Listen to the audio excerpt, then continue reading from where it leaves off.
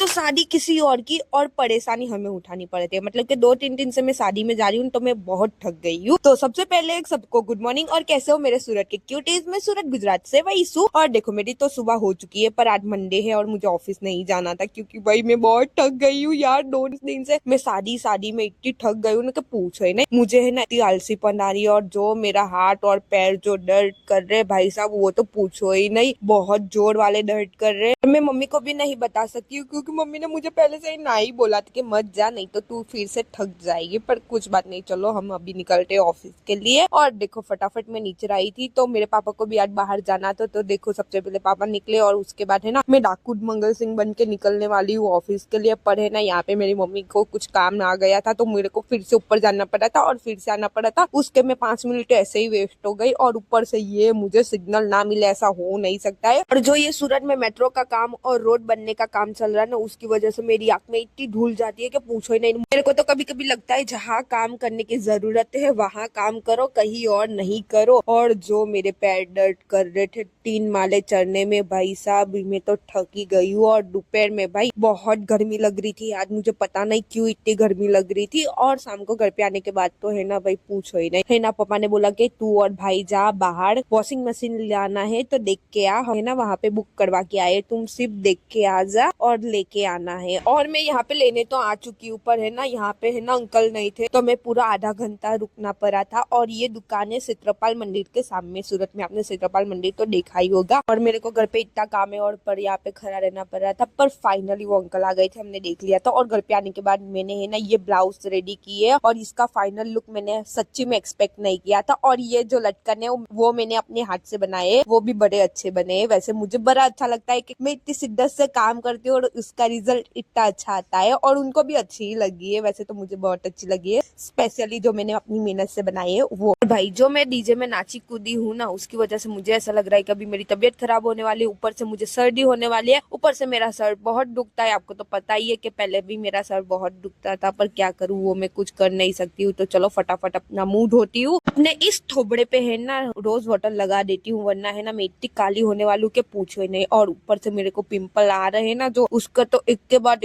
एक फैमिली आ रही है। मतलब कि क्या करूँ, मुझे तो बड़ा गुस्सा आता है पर हम कुछ कर नहीं सकते क्योंकि पिंपल का काम है अपने थोबड़े पे आना, तो वो तो आ ही जाएंगे। हमको क्या है, हम तो सिर्फ रोज वाटर लगाते। तो चलो फटाफट रोज वाटर लगाते हैं और आज का व्लॉग इधर ही समाप्त करते हैं। मैं आपसे मिलूंगी कल नए व्लॉग में और ऐसे ही डेली के व्लॉग देखने के लिए मुझे फॉलो कर दो और मेरे यूट्यूब चैनल को सब्सक्राइब कर दो। और देखो अभी है ना मेरी मम्मी मुझे डांट रही थी इसलिए मैंने फटाफट है ना अपना कैमरा साइड पे करती हूँ। और चलो बाय बाय, गुड नाइट, मैं आपसे मिलूंगी कल।